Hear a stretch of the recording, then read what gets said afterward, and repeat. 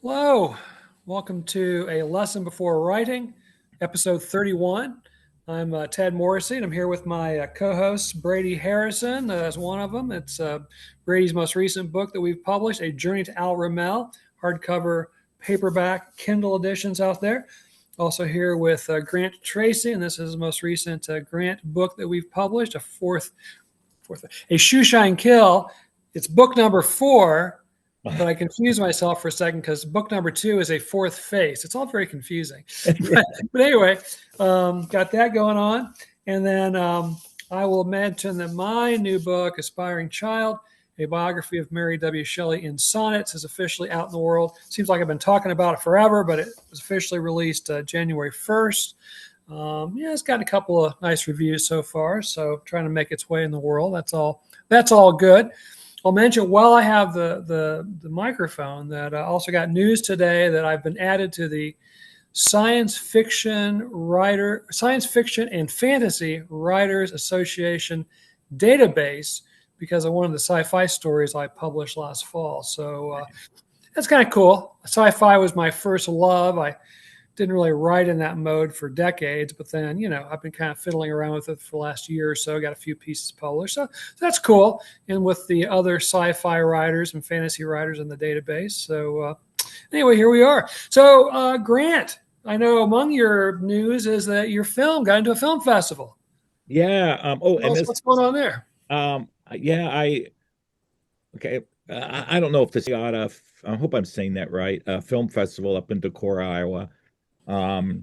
But Luther College is housed in that area, and I I I post everything on Film Freeway, and then that's where folks can watch my film and the judges and all that. And then I decided in my director's statement, and I don't know if this is good advice for the writers out there in virtual land, but I just decided to be bold because I think success favors the bold. And I just came out from behind the curtain of respectability and said, "Hey, um, you know, uh, like my first director statement, I went on and on about Jean Renoir, the long take, yada yada yada, blah blah blah."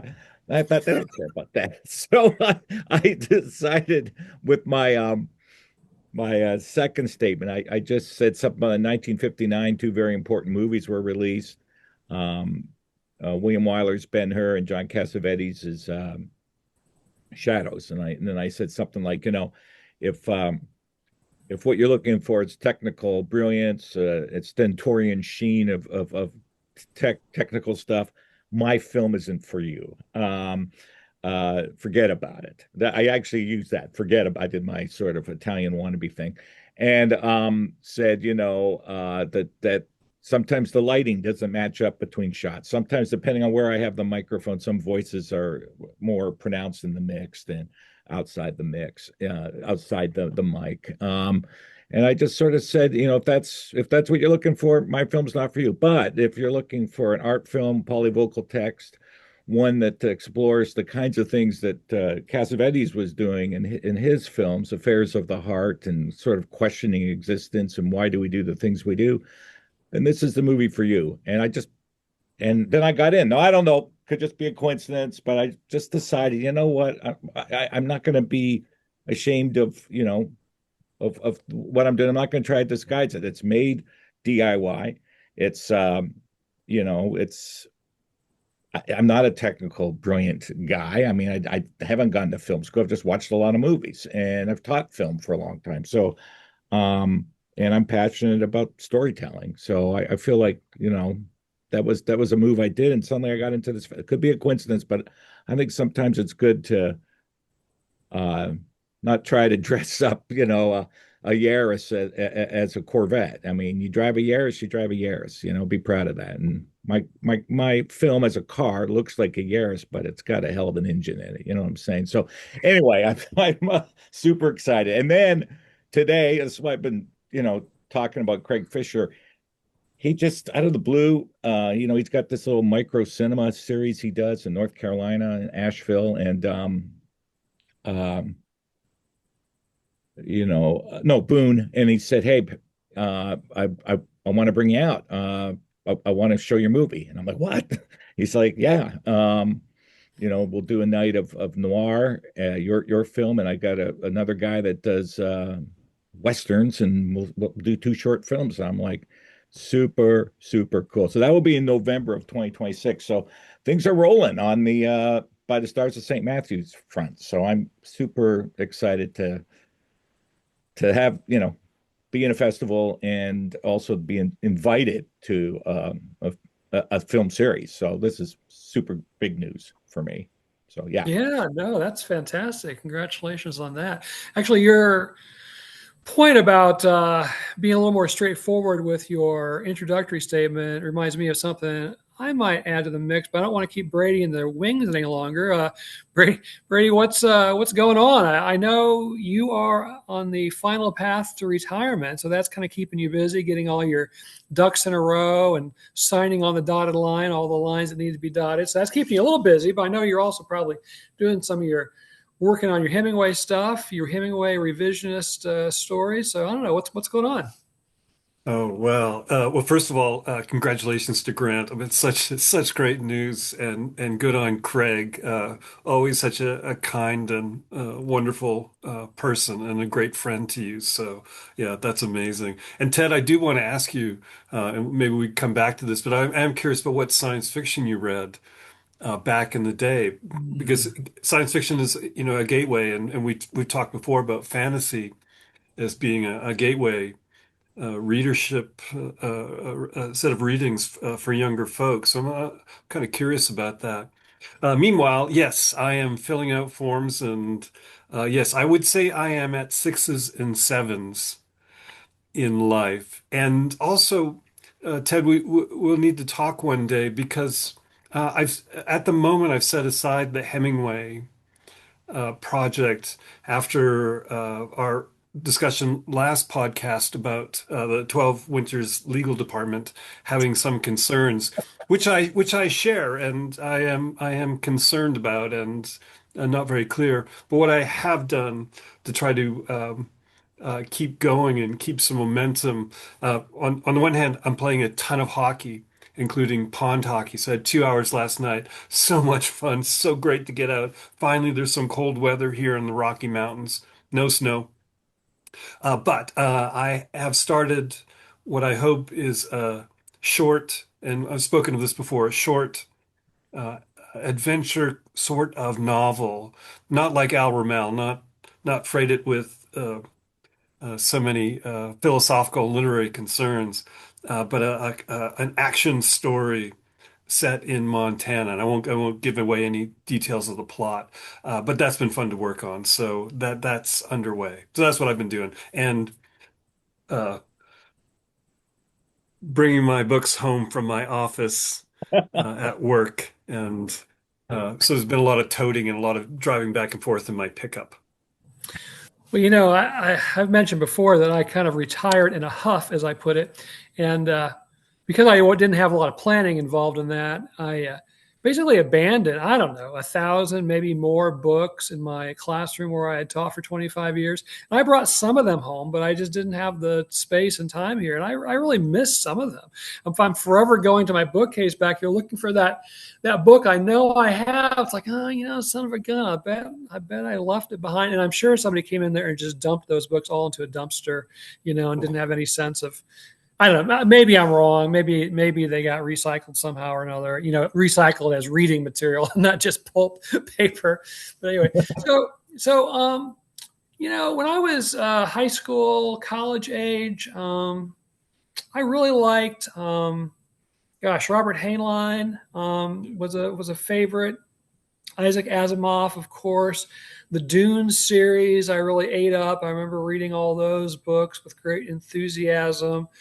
Oh gosh, Arthur C. Clarke. And I taught Arthur C. Clarke for 2001: A Space Odyssey for years and years and years. Yeah, there were a lot of them. But like I said, I kind of, and when I took a creative writing class in high school, and I know the short story I wrote was sci-fi, but I think that was like the last sci-fi piece I wrote until I started writing sci-fi like a year and a half ago again, or something like that, And so anyway, So yeah, I've been, just about a decade gap there. yeah, just a decade or so. Yeah, now that I'm in my late 20s. Um, yeah. And of course, sci-fi is kind of as you guys know, all-encompassing term. It really refers to a lot of different kinds of work. And what I've been working on and have kind of set aside for the time being is definitely speculative sci-fi, which seems to be really popular now. There's all kinds of little spec fic sci-fi journals popping up everywhere, and so on. I think it's a reflection of our dystopic world we find ourselves in, and it's kind of finding an outlet through that fiction or whatever. But the thing I was going to mention in particular that Grant reminded me of, and this is very nuts and bolts for writers out there. When we send stuff to editors, through submittable or through whatever means. I've always kind of been of the mind that it should just basically be, thank you for taking a look at X. I might say it's part of an ongoing project named Y, and pretty much leave it at that. I know it's kind of considered a faux pas to explain the story in the cover letter or whatever. But I'd been working on, and now I'm back working on my historical novel, which has a main character inspired by Edgar Allan Poe. And so I've been having a hard time finding places to send like the chapters or whatever, because they're kind of long. They're like 7,000+ words and so on. So I don't know, like last summer when I was sending out the first chapter, I just went ahead and said in the cover letter that the character is inspired by Edgar Allan Poe. And the only acceptance I've gotten so far, that first chapter is appearing in an anthology, the editor specifically said that she liked it because she loves Edgar Allan Poe. So I think I sort of greased the wheels a little bit and maybe she didn't read the cover letter until after she read the piece, but who knows? But I don't know. I don't know about the wisdom all those years of not saying anything at all about the story or the excerpt, sending it into a journal or whatever. Maybe you can find some favor with editors if you tell a little bit about kind of the backstory of the story or whatever it is. I don't know. What are your thoughts on all that? Obviously, Grant, you've read roughly 2 million cover letters over the years, give or take 100,000. Do you? And I know you guys tend to read it after the fact. Yeah. But what are your thoughts on that? Also, as a writer, do you give too much info about what the thing is as you send it in, or do you just kind of let it speak for itself? Well, two things. One, I want to clarify that with Film Freeway, they ask for a director's statement on Right. grid. So that's just the thing you're supposed to fill in. So I mean, I did what I was. I mean, I tend to be a people pleaser, so I did what I was asked. I too, like you, used to be of the mind, I don't want to, uh, you know, don't explain the story to me. Don't give me trigger warnings. I don't need that stuff. However, I always think back to something Bob Carringer said, my mentor at Illinois. He was on a hiring committee, and they ended up giving a guy an interview because in his personal statement, he mentioned that he was a helicopter pilot in Vietnam. And there was just something about that struck Bob as interesting, as like this guy could be different. It could be a different mix. It brings something to the table that we don't have in our faculty. And so the guy didn't get the job, but he did move forward from the slush pile of applicants. And I don't read the letters till after I'm done with the story. And if I'm on the fence or something, then I'd love to see something like, if someone sends me a crime story and I found out they were, a lawyer for so many years, so they worked in the courts, or that gives a certain authenticity. And so I make sure with the Eddie Sands stories, I always mention the cover letter that I drove a cab for a year, and a lot of the stuff I write about comes from, embellished real experiences. So anyway, I think it's a good thing. That's my take. Don't go into the nuts and bolts of what the story is necessarily about, or don't guide my reading. Although I just took a story for North American Review where I read the story first and I liked it, and I loved the movie On the Waterfront, and it was a film. It was a story that took the idea of On the Waterfront but put it in a white collar world, and this guy who has an arty inclination ends up getting suckered into the world of business, and it was really kind of clever reworking of the working class themes, not a waterfront, to a white collar theme, and I thought it really worked. But the writer in her cover letter said, that it was indebted to On the One. She kind of like spelled out, and I didn't need that. I got it. I mean, if I would have read the letter first, I might have been a turnoff. So here I am again, talking both sides of my mouth. But that's kind of the way I see the world. It's case by case basis, I guess. So anyway, those are some of my thoughts, my shekels worth of info. Okay. Brady, what about you? When you contact editors, how much info do you give about the piece that they are about to read or have just read? Well, it's funny to listen to the conversation, and we are often I think of a mind, but here I'll disagree somewhat. I don't even like cover letters. I wish when places ask for cover letters, I don't like that. I don't want to say anything. I don't even want to like a lot of on different submission pages, they'll ask for a bio. What's that got to do with the story? Read the story. The story's it, right? Like that's the thing I'm standing on. That's the hill that the battle will be waged on. And so yeah, I never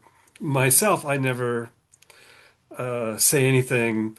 And uh, yeah, I just want the work to speak for itself. That would be my ideal. And so my cover letters tend to be very minimalist. Like, I hope you like this. Yeah. Brady, Uh, can I ask you yeah, a follow-up question to that? I'm hearing a little I.A. Richards, going back to the formalist school, which I'm a big fan of. And yeah. but I'm also hearing something you said that I was thinking that's not the Brady I know, but you said it, so I'm just going to quote you in a paraphrased way. You said something about, Grant, I like how you're just so out there, you're but me, I got like this wall and then this little slit that I'm hiding. And so is that part of the that aspect of your personality, or your guardedness, or your armor, is that factoring into maybe what you think about in terms of the cover letter experience, because there is an element of what do I reveal, what do I not reveal, do I want to reveal anything, blah blah blah. So anyway, just throwing that at you, see what you think. Yeah, no, well, that's great. So this semester, I'm teaching in a room that I've never taught in. It's a class of 50, so it's a big space and it has pillars in the middle of the room. Like I literally have to keep moving in order to see everybody. But it also has these little windows. And so I said to the classes for like shooting arrows, in case we're under siege, we can shoot arrows at the. But no, I agree completely. I don't like any of that reveal, and maybe it's a Canadian of a certain generation. Yeah, don't. What's interesting along these lines, and so you guys will forgive me, I'll expand the context of this a little bit. Like a lot of the promotion that has to go into a work, I find for the same reason really difficult. Like I enjoy readings and I will do readings, but then I actually don't enjoy readings and I don't want to do them. I don't want to post, but I will post, right? So that's a tension. Like, if I had my way, I would just stay home. So yeah, there.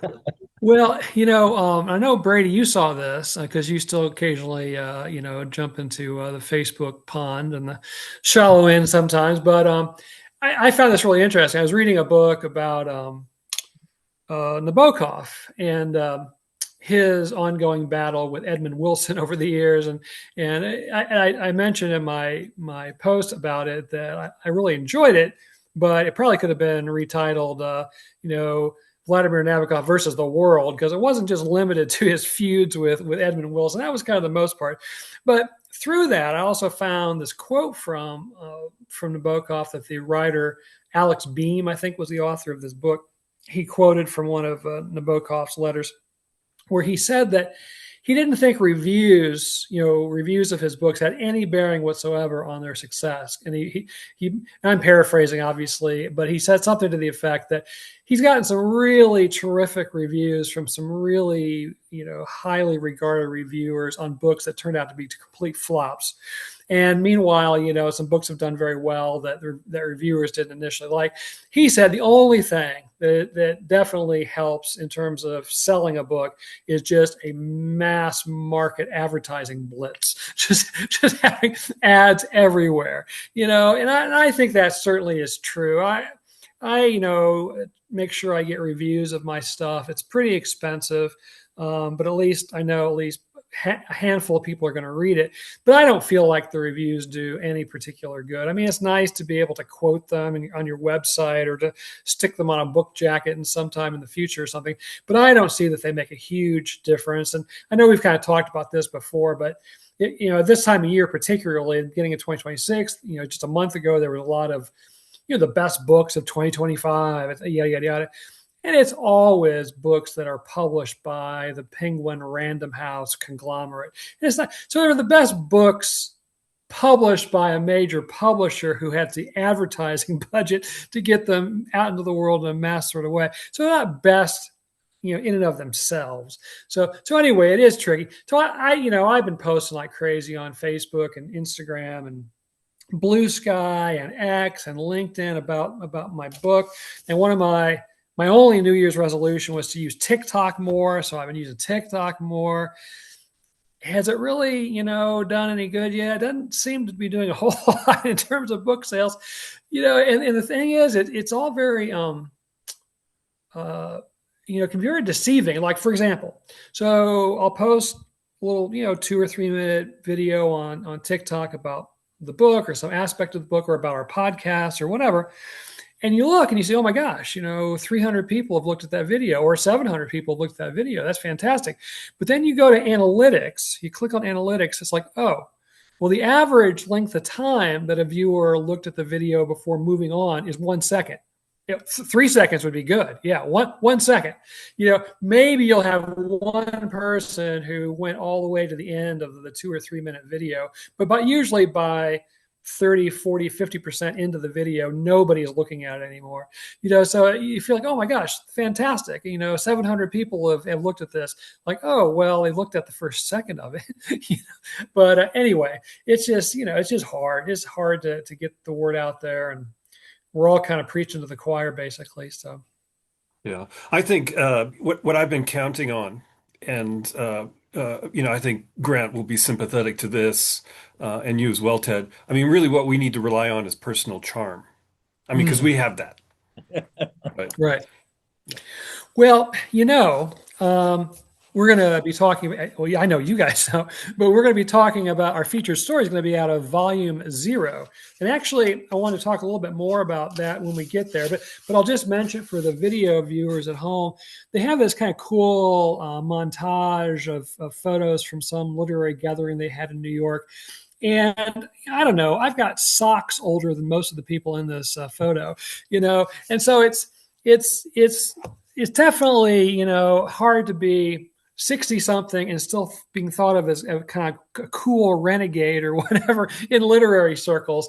But I don't know. It's interesting though, the aesthetic of who's publishing, who's being sought after. But at the same time, obviously, we're all doing okay in terms of getting our individual pieces published, stories, poems in my cases, for the last year or so.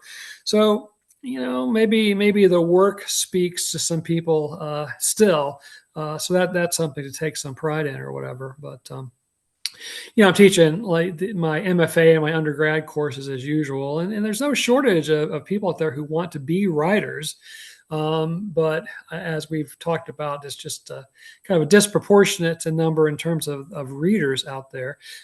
So we mentioned in the last podcast that Grant and Jeremy Schraffenberger have kind of resurrected Short Story Magazine, which is cool.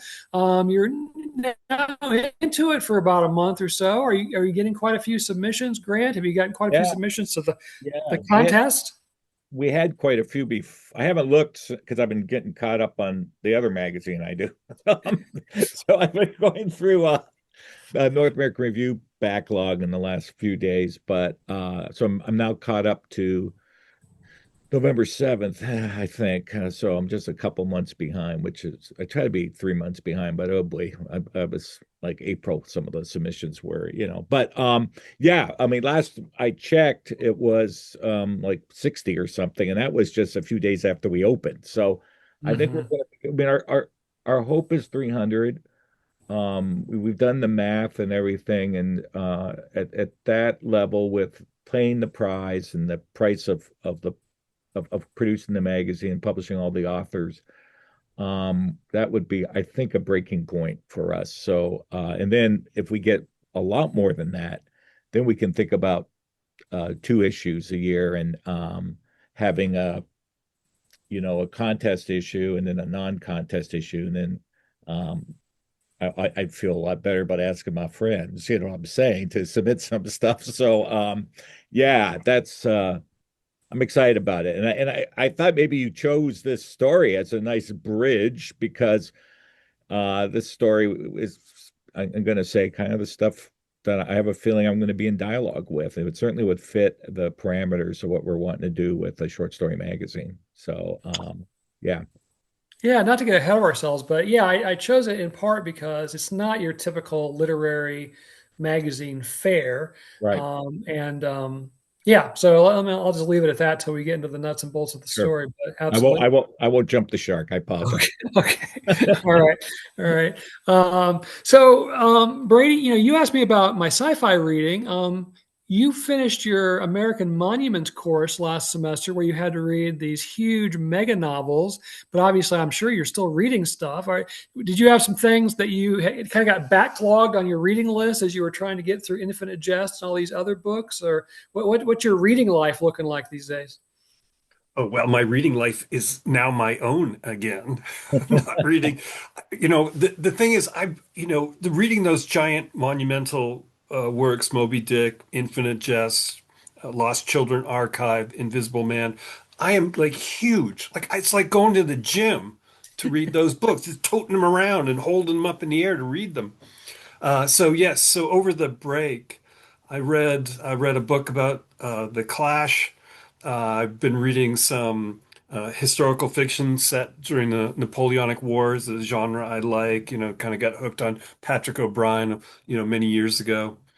So reading for fun is really good, and I'm enjoying it. And so part of what I'm looking forward to in retirement is to read and not have to think of interesting things to say other than to myself and just to read for fun. So yeah, I've been stacking up a eclectic bedside uh, books, the future reading list, and yeah, enjoying every minute of it. I am teaching Faulkner and Erdrich this semester, and so reading deeply in them again has been really great as well.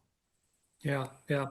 Well, I'm just starting my thesis course with 12, FA students who are finishing their uh, thesis this semester. And I always hope for a few poets in the mix because obviously the reading load is, but I've got like nothing but novelists. I think I got like 10 novelists out of 12, and then one prose poetry writer, and the other person's doing something not exactly poetry either. So I don't have any, dyed in the wool poets this session, but none of them though are really literary writers, and we've kind of talked about this before that nowadays I'm getting a lot more sci-fi, fantasy, young adult, Yeah. young adult sci-fi fantasy, writers and so forth, and it's not very common for me to have a writer who wants to be a Raymond Carver or somebody like that. They just don't have that frame of reference for some reason. So, yeah, Grant, you're kind of nodding. I know we've talked about Yeah. this before about the prevalence of genre writers in creative writing programs. Yeah. And I mean, you're an expert teacher, Ted, so I wouldn't even, try to give advice, but I think sometimes students need to be given permission, like I was getting a lot of sci-fi and high fantasy, which I just find exhausting, because it's so much to unpack and it's really hard to do well. And if it's not done well, it can be somewhat tedious to slog through. But I get a lot of so in the one day I just say, hey, I know you guys are into genre, but there's other genres you can write about too, westerns and rom-coms and thrillers and fairy tales, and I just rattle folk tales. I rattle off, and suddenly I start getting that stuff. And I've got to tell you, read some great westerns in my class. Last semester and the previous semester. So sometimes students just need to know, and it might be, I don't know. I'm like you. I'm amazed at how much of the literary canon, because YA has filled the space, which I think is a good thing, especially for younger writers to read something like Tangerine or whatever, stuff that's closer to their age, to their experience, instead of the old classics. Nothing wrong with To Kill a Mockingbird, but it's been around forever. So is Lord of the Flies. My kids read it in school. I read it in school. Come on, there's got to be something else out there. But I think like if you look at the modernist writers that helped shape the short story, and we're teaching short stories, how to write short stories. And my students don't even know who these people are. We always talk about Hemingway.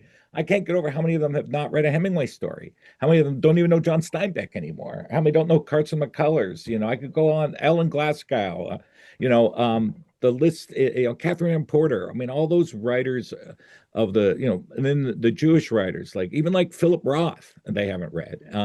Bernard Malamud, Saul Bellow, Grace Paley, for crying out loud. I lose my mind, Sherwood Anderson, like all these writers that I think have, they've read Joyce. But anyway, it just seems to me that there's these writers that have shaped the tradition. It's like, I love rock and roll. I want to know about rock. I want to know about jump blues. I want to know about early rockabilly. I want to know about all those influences, the soul, the Motown sound, all of that shapes how rock keeps evolving. Punk rock doesn't come out of nowhere. You got the Teddy Boy movement. I mean, it's just, and I think the same thing with literature. It's based in what's come before, and I'm sorry. I know I'm preaching to the choir here, but it just boggles my mind. And I think part of it is, and I'm not pointing fingers, but I just think a lot of that gap of the kinds of stuff I was trained in to develop as a writer is now being filled with other stuff. And part of that other stuff is serialized narratives on TV, streaming services, and YA. And again, that's all well and good, but I think there is something to learn from reading some of the classics in terms of foundational stuff. John Cheever. I mean, anyway, that's my thought on it. Yeah, yeah. Well, I've got some thoughts there. Let me get Brady on this. Did you find your students? I know it was a graduate seminar, but did they take to the mega novels, for example, or was that really sort of a Sisyphus, pushing the novel up the hill kind of thing?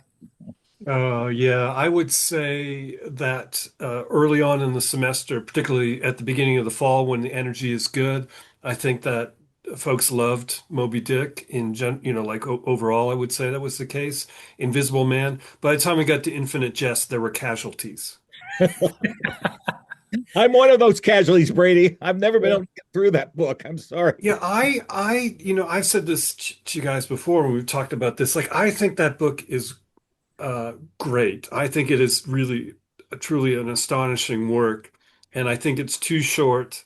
And I wish it were longer. And the more I've read in it, the more I like and admire it. So, but who in this world besides us has that kind of time set aside for that endeavor? Like who can read those things? So I've been toting around Duck's Newburyport. Have I scrambled up the syllables there? It's a 1,000-page book, and it's basically one sentence after the first few pages. And I'm about 30 pages in, and I love those big books, but it takes a lot. Yeah. Yeah. And so I, certainly I was not jumping on anybody in class if they were um, not keeping up with Infinite Jest. I certainly was not going to hector them. Well, I've been a guest on this other podcast. And in fact, tomorrow I'm going to be again for the third time, and it's the kind of my finale with them. It's called 2 Month Review, and they have a completely different format than what we have. They take a really big, difficult book and then spend 2 months on it, basically talking about it every week, chapter by chapter by chapter. And they've been working on William Gass's The Tunnel, his 650-page postmodern, tome of a book. And so that's why I've been, they contacted me before they got started. They had heard about me somehow or another. And so anyway, so it's been a lot of fun. But man, I've been getting back into it, rereading it, just so I could, sort of pretend to be an expert when I come on the podcast. And it is hard. I mean, it is just, and it's not hard because the language itself is hard. It's not like Finnegan's Wake hard, but it's just a lot. I mean, you read page after page of dense text, and there's wonderful things happening on the page, but you just have to really pay attention to it. And then I contrast that with, I know that like TikTok book influencers will just readily admit that they only read the dialogue of the books that they review. They don't read the description and the exposition because they're posting in order to, get followers and drum up their algorithm and all that, they got to post constantly. Well, they can't take a month to read a book. They gotta post every couple of days at least. And so they just, read the dialogue, get the gist of it, and then they yay or nay. And so books will shoot up the bestseller list based on, a book talk, viral posts on TikTok, or I suppose, go nowhere. And the book talk influencers really haven't even read it. I mean, it's a crazy sort of situation. Grant, you almost had a little heart episode, a little cardiac episode there. I was like, Doctor, oh my God. I mean, okay, what would they do with your stuff, Ted? You don't use quote marks, for example. How would that you have to read your stuff carefully to know when it's, an internal monologue or the narrative voice or, the characters talking. So, I mean, and I mean, we all know, I mean, so many of the great writers tell stories, instead of show stories. And you can see that transition in Roth, the early stuff, very much a story shower. I think of Goodbye Columbus. I think of The Conversion of the Jews, some of his classic short stories. And then he starts, the last years of his life writing these little novellas that are like stream of consciousness stuff, and they were fantastic. Indignation, Nemesis, I can't remember all the titles, but I've read a ton of them. And he became a storyteller. And storytelling, I think in the literary landscape, we've talked about this before, has really reemerged in part because of spec fic, bringing things back to what we're talking about. The spec fic mode has a lot of telling. It's not just show, action. It's not always action oriented. And I love Bernard Malamud. He's probably my favorite literary writer, and he tells stories. He's like a cool guy, your grandpa sitting around a fire and telling a yarn, and they're great yarns. So yeah, this just boggles my mind. My mom told me that she had a friend that did this back in the 60s. That's all she did. This friend sped read and would read dialogue. And I'm like, and my mom was appalled, and she passed it on to me. I'm totally appalled by this. Waiting my check. Ray, do you have any thoughts on the book talk influencers who only read dialogue? Well, just read our books and tell the world how great they are. But no, that seems bad. Like to say, like there's really in-depth analysis there, Dr.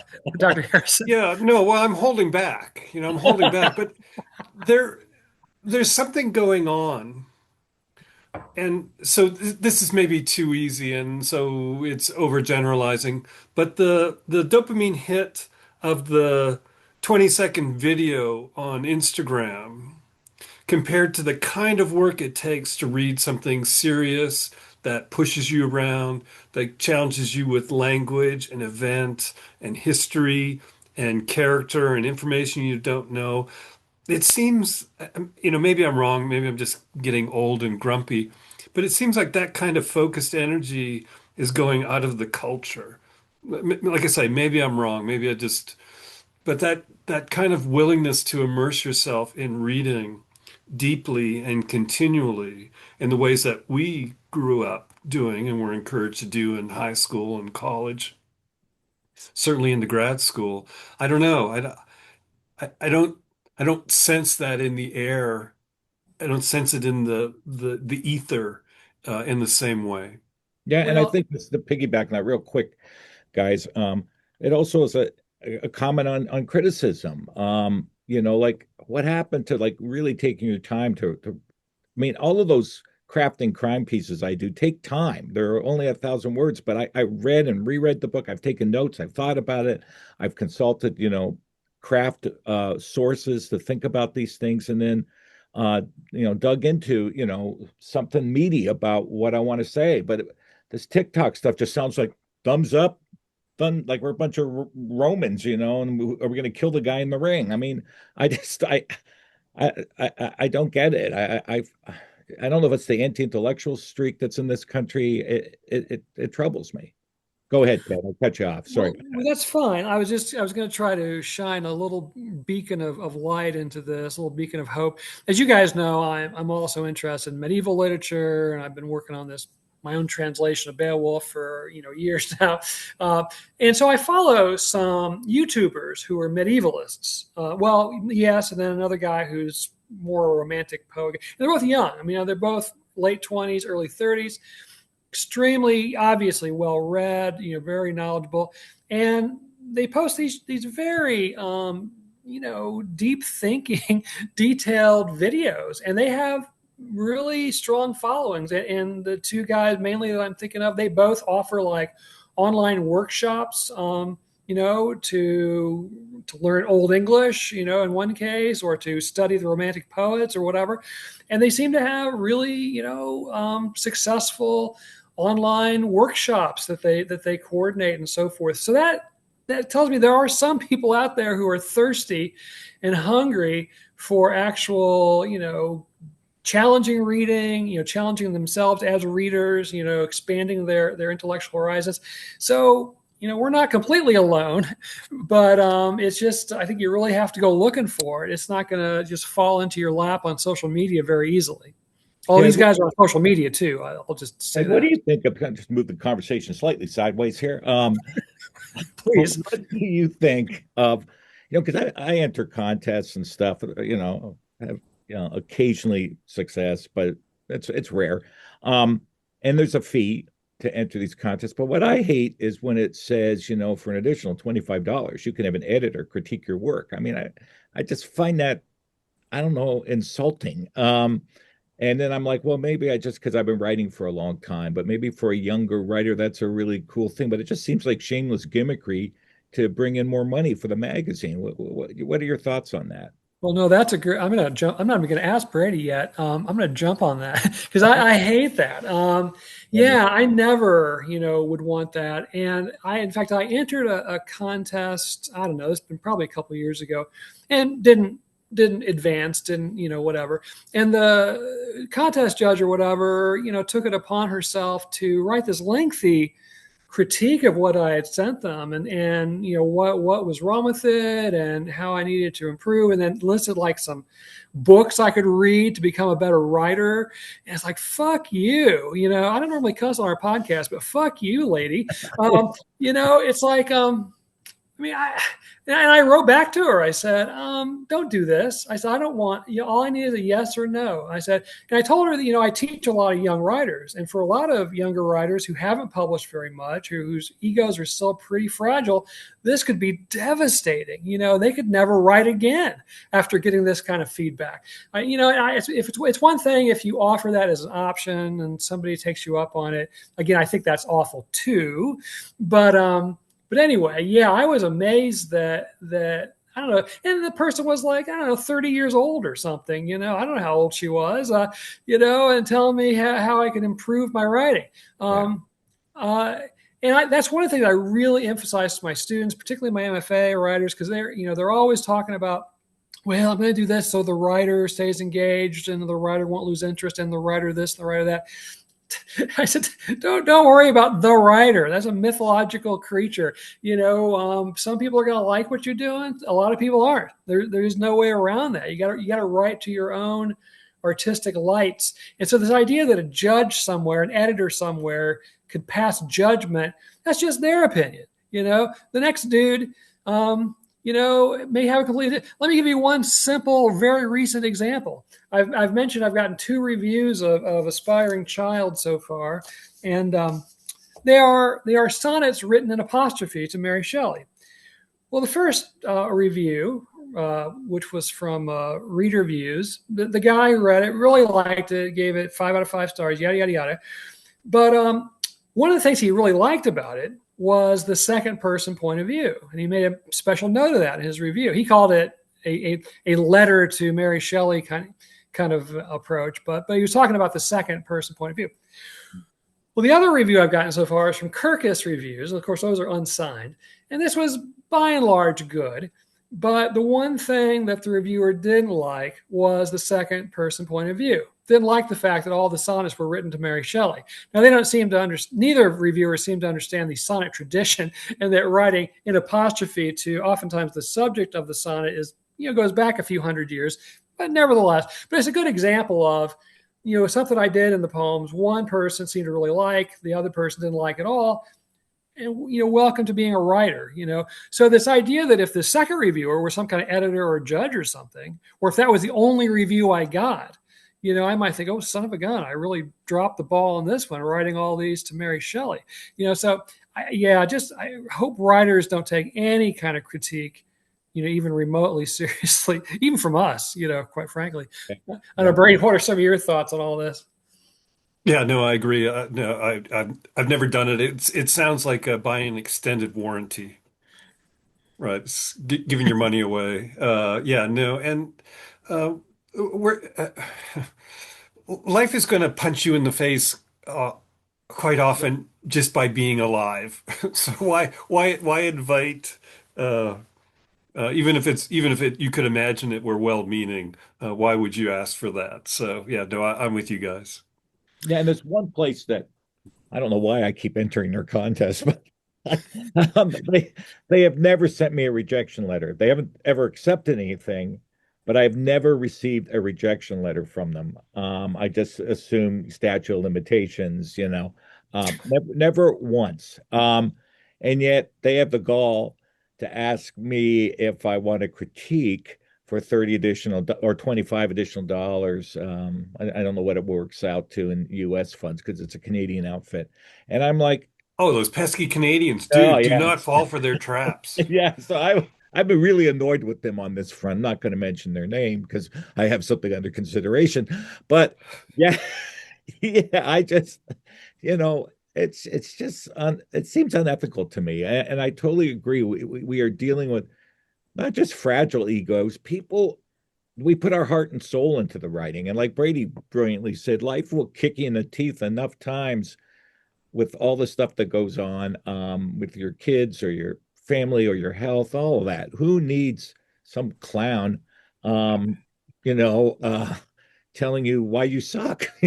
Like, no, thank you.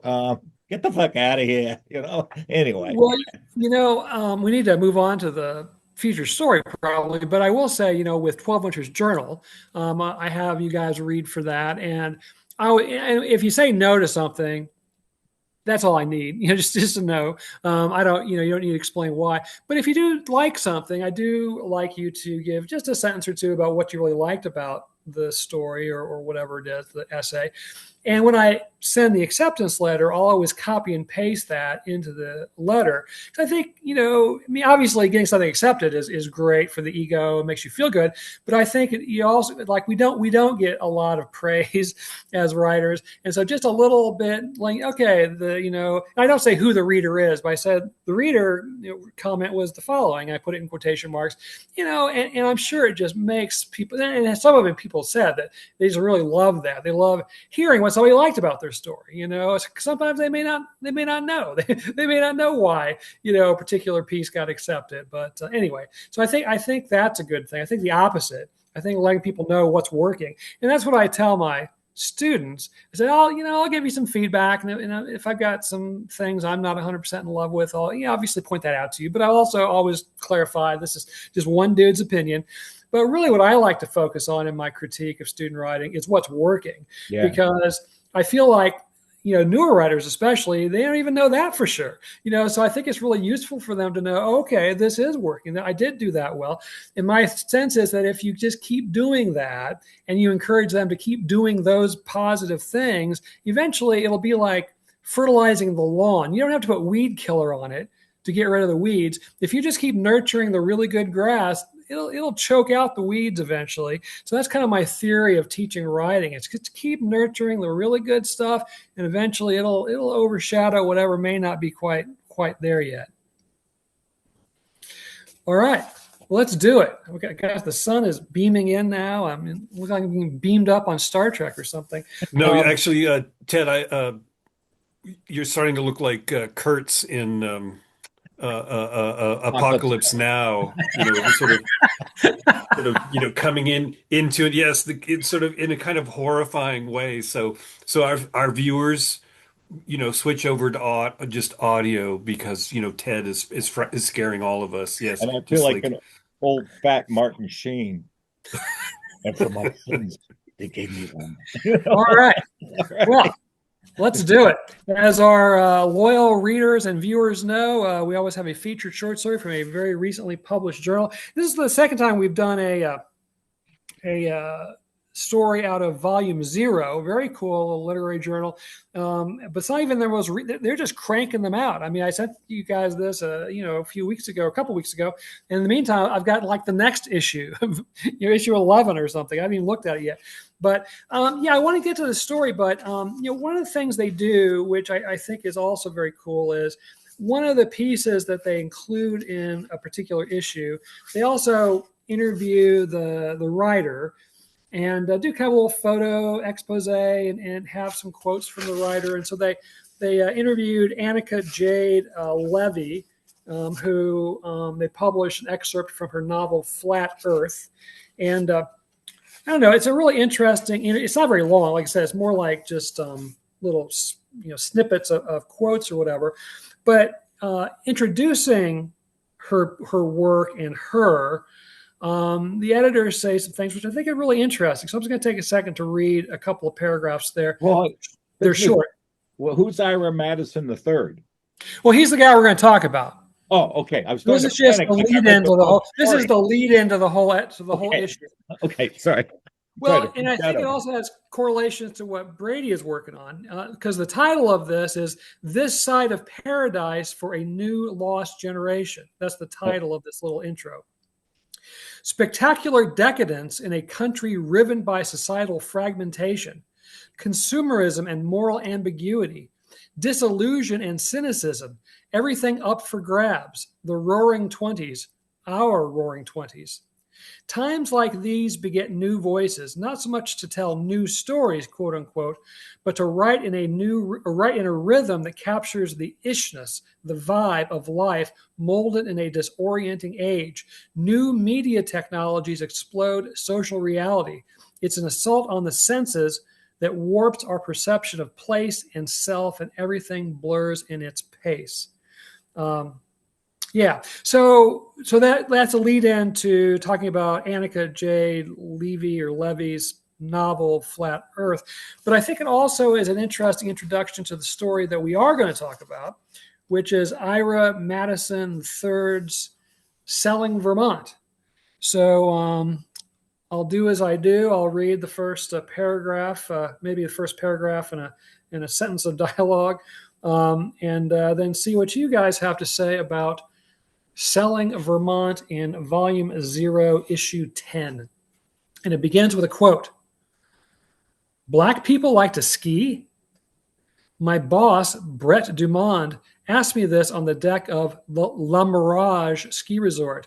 He sips a hot toddy and wears a pair of matte silver Makita sunglasses, which he's reminded me at least 3 times is a Berlin-based brand with a store on Crosby Street. Sarah Jessica Parker has several pairs, and she once complimented him on them in the store. I glance to my right, playing off my annoyance as if it's from catching sunlight in my eyes. I'd bought a new pair of Ray-Bans for the weekend, but they accidentally broke in my years-old North Face jacket when the Delta stewardess forced me to stick it in an overhead bin. No bags, no jackets in the front row of the cabin during takeoff. Always pisses me off. I lock eyes to commiserate with a gorgeous woman across the aisle in Comfort Plus, whom I know as a former actress in a string of Kevin Hart movie or comedies, now mostly known for The Real Housewives of Beverly Hills. She smiles at me for a second as if she remembers me. Kevin, she mouths. I get that a lot. We look alike, but I'm not that fucking short. Realizing her mistake quickly, she grimaces and puts her headphones in. We don't make eye contact the rest of the flight, and now I'm here at the Mirage, being asked if black people ski by my boss. We do, I say. I come here every year with a group of college friends from Princeton. All right, so that's how the story begins. It's a pretty brief story, which I thought you guys would appreciate at the beginning of a busy semester. But no, it's got some really interesting stuff going on. First of all, it's funny oftentimes, and we haven't really talked too much about humor writing in this podcast. So maybe we can touch on that a little bit. And then sort of the basic plot is we find out that his boss, Brett Dumond, owns La Mirage ski resort, but he wants it to be even bigger. So he wants to buy like the neighboring ski resort, which turns out to be owned by a black guy. And so he sends his employee, the narrator of our story, to try to negotiate terms to buy this ski resort from this black entrepreneur who's kind of down on his luck. Nobody goes skiing at his ski resort anymore because it's completely overshadowed by this ritzy, bougie La Mirage ski resort. So ultimately, our narrator does go and visit this other ski resort to try to negotiate some kind of a sale on behalf of his boss, even though the whole idea of it really irks him, that kind of thing. So let me kind of stop there and see what you guys thought of Selling Vermont. Brittany, let me go to you. What were some of your thoughts on this little story? Oh yeah, I thought it was great. I mean, as you say, it's very funny by times, and what I especially like about it, besides the ending, but no spoilers, so I won't say anything about the ending. But the story's a trip. But what I like about it is it hits so many pop culture and cultural cliches, and yet underneath of that, I think there's a kind of seriousness at work, despite all what happens, and the character Brett Dumont, I mean, is the guy's name, and they own Le Mirage, right? And it's about the poor older black man he won't sell the property, but it just hits every cliche imaginable, and yet. Yeah, and I suppose this depends a lot on who you might be and what your experiences are. But as I say, I do find a kind of a seriousness below the deliberate use and pop culture cliches and stereotypes. There's still a seriousness of purpose in the story. Yes, I think this works very well. Okay, very good. Grant, what were your thoughts on Selling Vermont? Loved it, but I don't want to be like a one-trick pony. But I am going to say pretty much exactly the same thing I said the last podcast, I think it was, which is I think this is another masterclass in. We have this story that's got the makings of something kind of rad and hip, you know, and cutting edge, and all the culture. I mean, I think in the first paragraph there's like 7 or 8 references to product placement or TV shows or actors or whatever. Um, so all that fracturing that you started the conversation with, but I think really what makes a story literary, a hybrid on one side versus this sort of entertaining, almost genre piece, comedy, horror, thriller, whatever we want to call it, hillbilly with a twist, is the doubling again, the double consciousness that I talked about with a previous story we did on. So we have a black character who's sent by Whitey to talk to a black man who runs another business, and we have all this double consciousness stuff. I wrote these down. We start with a reference to the Flintstone Flyer, one of my favorite. That's actually the pilot episode of the Flintstones, and Fred and Barney want a bowl, but they got to take the girls out for a night at the opera or the theater or something. And so Barney has this invention, and they fly off and do bowling, and they do both. Anyway, at the end, the episode ends with Fred and Barney. They get discovered and they're up in the sky flying around, and violence is going to happen because Barney's running out of strength. He can't keep pedaling the Flintstone Flyer, and they're eventually going to have to land and deal with the girls. This story ends with in the midst of violence. So it's like the Flintstone Flyer has a doubling to it, trying to be in two places at once. This guy is trying to be in two places at once, being a black man in kind of a white corporate world. So there's one thing. Kevin Hart versus the narrator, being sort of confused for Kevin Hart.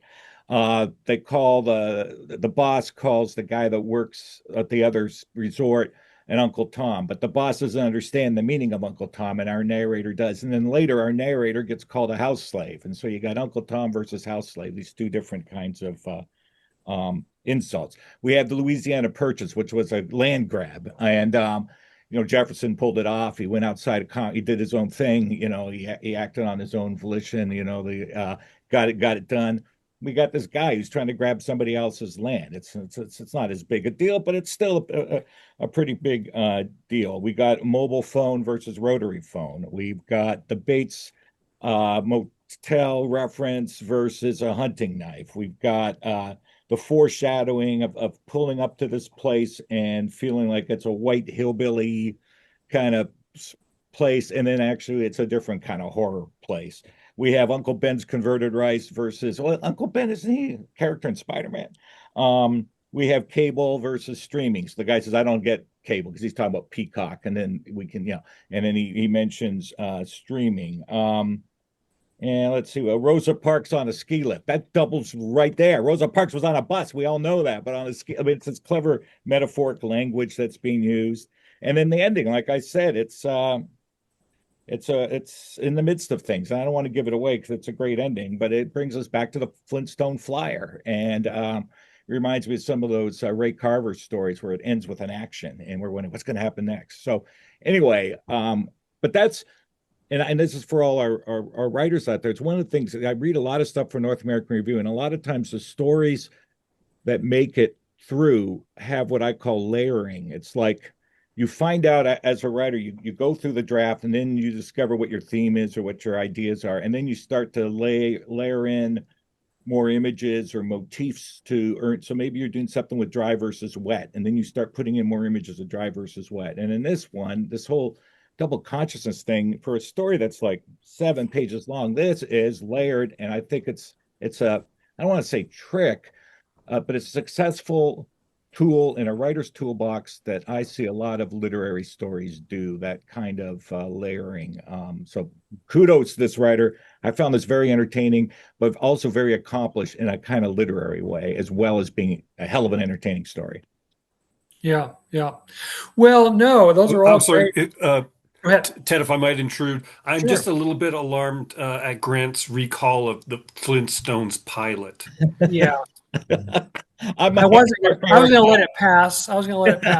Yeah, I wanted to, but then, so on the one hand, we got Colonel Kurtz staring at us from the shadows here. If Ted gets a sponge and starts dripping it on his head, then I'm done. I'm out.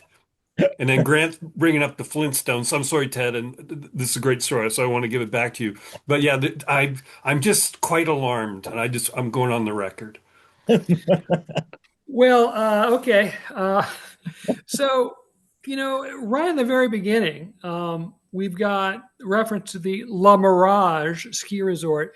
And that idea of a mirage just keeps coming again and again and again because, the main character, and I just had his name here a second ago. Clifton.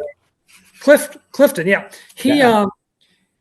He is trying to pretend to be wealthier than he is. So he's come to this this really bougie ski resort, and he's got his North Face jacket and he bought a pair of Oakleys, but those those are not what people are wearing at this. It's really, trendy kind of place.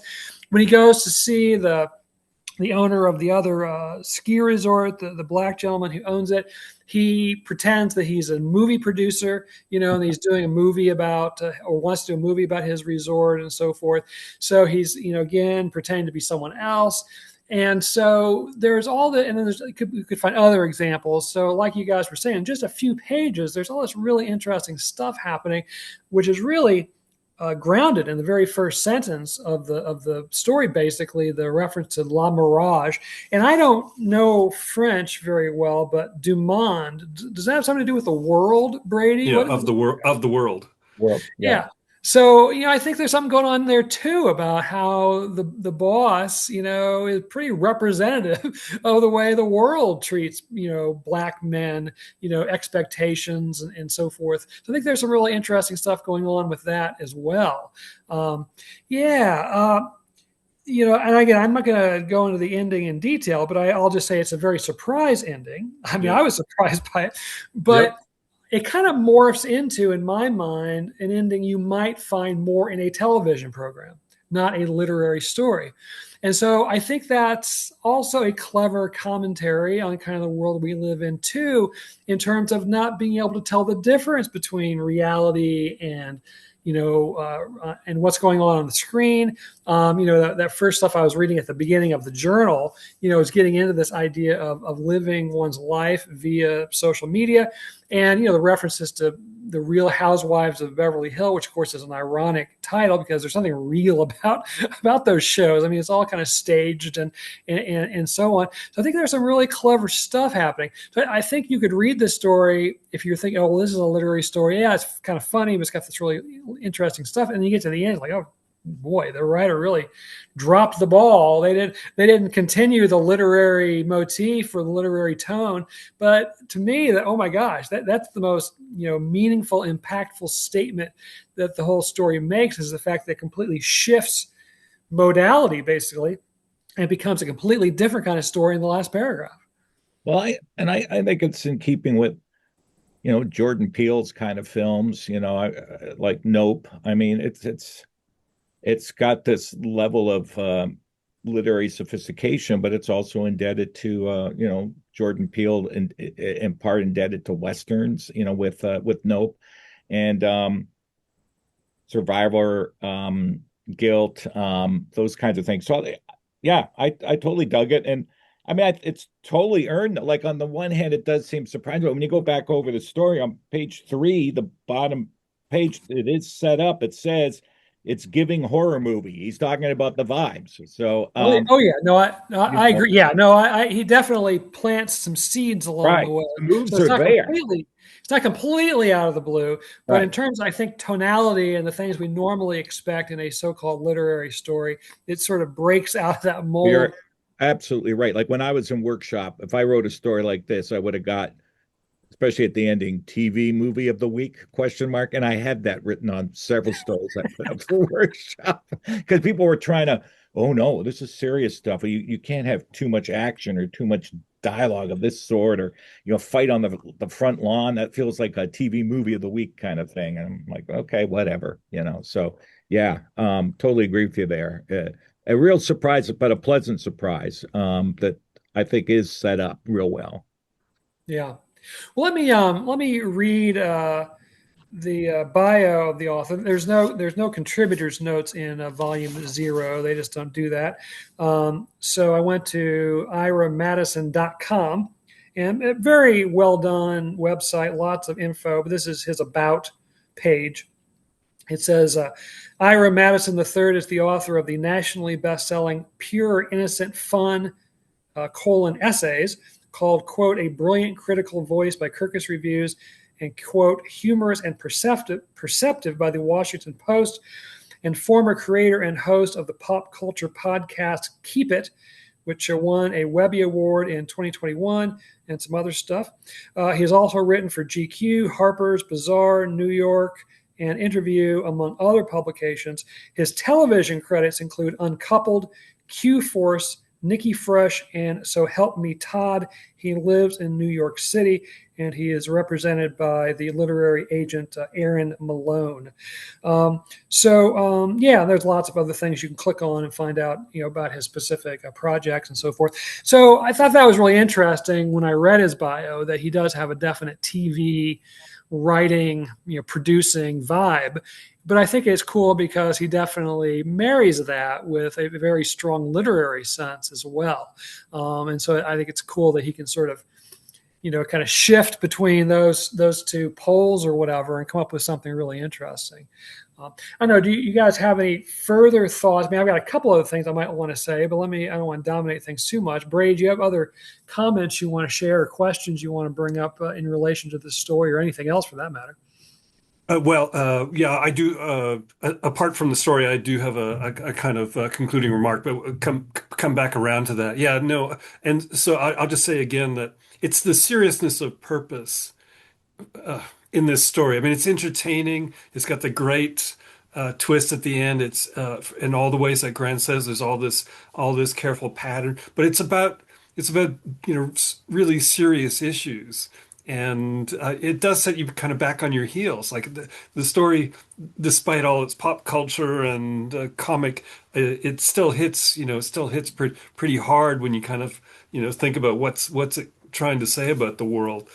So I think, I'm just saying the same thing again. Just really successful, and it was such a pleasure to read. And it was short and had all this going on, and it smacks you, and completely successful. Yeah, yeah. Grant, any other thoughts on the story? Well, I don't know. I mean, I don't want to contradict what y'all have been talking about earlier, but I mean, I think one of the charms of this, and I've said this about other pieces, is it's got a. I mean, and I respect Brady's love for the stuff that's really heavy and you got to weigh into it, but there's something about this that is really light, like watching an episode of Hawaii Five-0, which I love.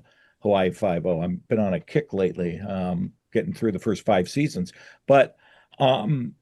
That's not to diminish the work. It's pleasurable, it's easily accessible, and yet behind all that fun is, like Brady said, this incredible message. So I think there's space for both kinds of stories. The stuff with the heavy lifting, where you got to read really dense sentences by a Faulkner or Joyce and Finnegan's Wake and stuff like that. And then there's this, which is deceptively easygoing, but very with colonialism, like with I mean, I just heard Mr. Trump. I refuse to call him the president. Mr. Trump saying something to the effect that he just likes to own things when he's explaining why he's going after Greenland. And there's something comparable here in the American psyche of just grabbing stuff. And we see this with land. Housing has gone skyrocketed because rich people are buying up homes, and then they jack up the prices. That's what they invest in is homes in nice cities and things. So that aspect of the story is like really creepy and haunting and on point. So yeah, I really dig the piece. Yeah. Well, there were a couple of techniques that I wanted to kind of underscore again in kind of our in service of our lesson, before writing kind of motif. One is, and it's interesting because this is a very different story than a lot of the ones we've done in many ways, but yet there is this sort of technique, and I also saw it in a few of the stories that I heard in Killarney last year when I went to the short story conference in Killarney, and towards the end of the story here, I'm sorry, I keep blanking. Clifford? Clifton. Clifton. Yeah, thank you. I have a friend named Cliff. It's like he blanking. Anyway, Clifton, he has to take a taxi over to this other ski resort, and he neglects to ask the taxi driver to wait for him. So the taxi driver takes off, and he realizes he doesn't have any bars on his phone. So he's kind of trapped over there in a sense without any technology, and more and more of the stories I'm encountering, and some of the ones I've shared with you guys, that's a part of the story. Somehow the main character has to get disconnected from their technology in order for the plot to advance. And I think that's a really interesting sort of dilemma that we find ourselves in the 21st century, that for interesting things to happen to a character, oftentimes they need to not be able to access their cell phone, Google, GPS, or whatever it is. And so writers have to invent ways to separate them from their technology. And it's just a really interesting trend I never really anticipated. But like I said, I heard two or three stories in Ireland by I remember one of the writers was from Toronto. I just can't remember that, obviously, because of Grant, your connection, and then we ended up having dinner together at the banquet. We were set together among some other folks. So anyway, but the story she wrote, the main character got separated from her technology. Blah blah blah blah. So that's one thing, and then I'll just throw out. The reference to the owner of the other ski lodge looking like Uncle Ben, or the main character kind of looking like Kevin Hart. I've done that too in stories where, rather than trying to describe what somebody looks like, particularly maybe if they are, Black or Hispanic or Indian or whatever, and I don't feel comfortable describing them in a way that I might describe, a quote unquote white character, I'll say like, oh, the taxi driver looks like Venus Williams, or, I mean, I've been doing it for years. I remember writing an early story in workshop where there was a DJ at a party, and I said he looked like Magic Johnson, only much smaller, that kind of thing. And so that's a really, I think, effective thing to do, to pick a celebrity or a well-known figure. And you don't have to spend, therefore, a bunch of sentences describing what somebody looks like, because most people know what they look like. And also, I think it removes some of the awkwardness of a white writer, for example, describing a Black character or a Latino character or something like that, which can get a little bit awkward, I think. I don't know, do you guys have any thoughts on either of those two phenomena or techniques that are at work in this story? Grant, or do you have any thoughts on either of those? But yeah,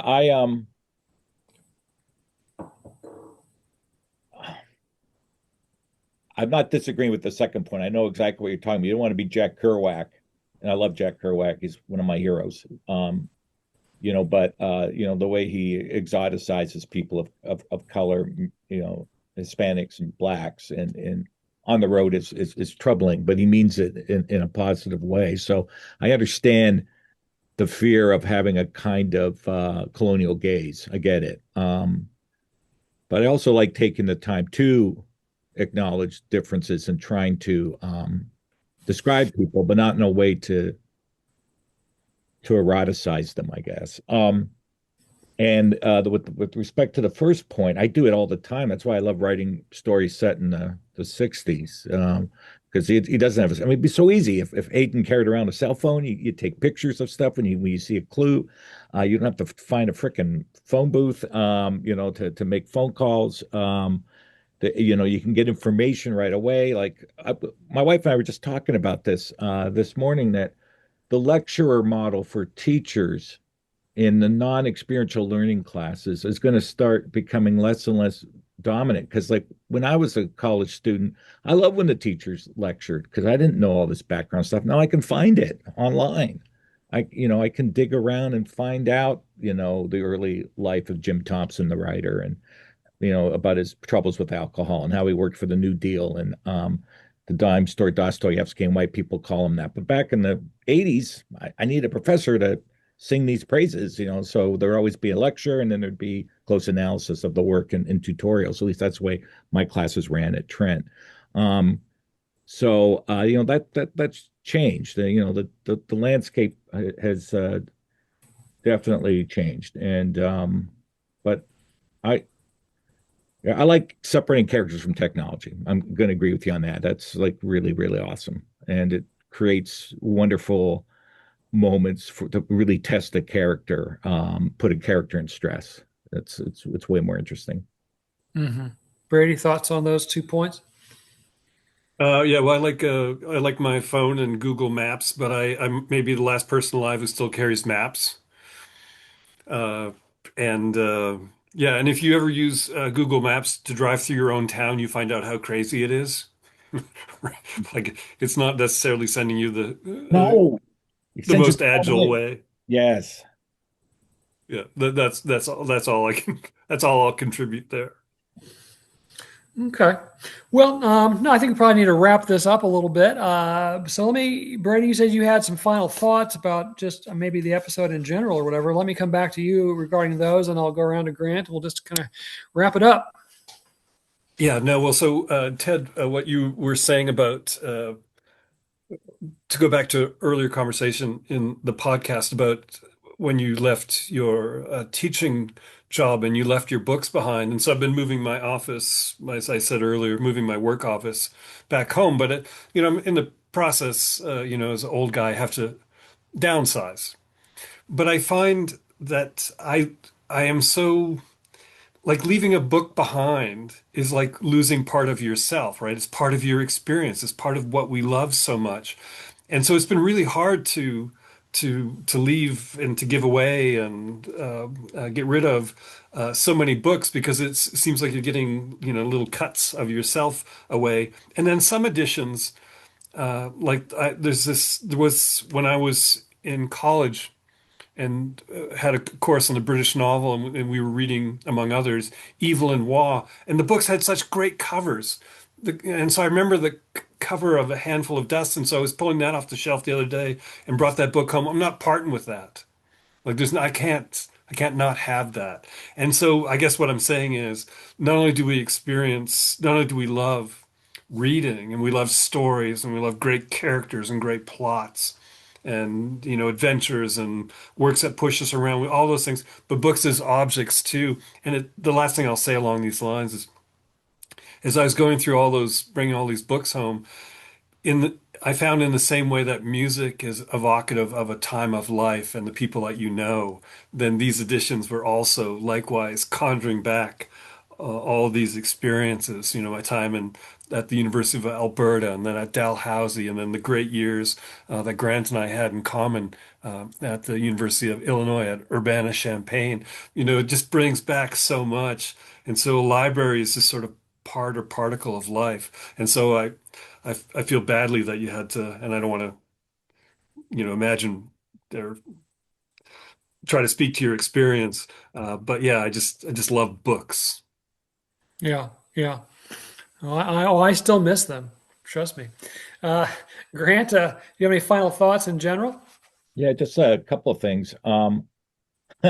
One, speaking of books, I had a humbling experience. Our local bookstore here, one of our local stores, the Nook, found a book of mine that I had signed for a student on the used bookshelf. So that was that was a little I don't know what word it is, but it took me back a little bit. And it was a chapbook, but still, and then the other thing I was thinking about when we were talking real early on about, talking about the story and is that a good thing or a bad thing? I remember years ago I wrote in a cover letter that I was a big fan of Raymond Chandler, and the person wrote me back as part of the rejection process. There's only one Raymond Chandler, and I was not trying to Oh, imply dude, that I was Raymond. dude. I love Raymond Chandler. I read all his books. I read his letters. I read all his short stories. I anything I can get my hands on. I mean, I read. He's like my favorite crime writer, and I was just saying that this. I was just trying to say, I always put that in. I admire Jim Thompson and Raymond Chandler and Ed McBain and Mickey Spillane, and then to have somebody throw that back at you. Anyway, sorry to end on a bummer, but just sometimes people are unkind. What can I say? Yeah, and that same person maybe was having a really crappy day, Yeah, and that's the other thing. I mean, you get feedback from people, not just from an individual, but an individual in a particular moment, and so if they read that the next day or the next week, it may strike them in a completely different chord. Also, if it's the first submission you've read of the day versus the 50th submission you read of the day, it can make a really big difference on your attitude. So yeah, that was a crappy thing to say, but who knows? Who knows what that person was going through or whatever. But all right, well, we've kind of gone a little long in the tooth here, but I appreciate you guys taking some time, and I appreciate you looking at me in full sunlight here. Probably should put blinders on or something. But so we'll be back together next month. Lord willing, in February, and then Brady and I will be at AWP in Baltimore in March. Grant bailed on us for an acting gig, whatever.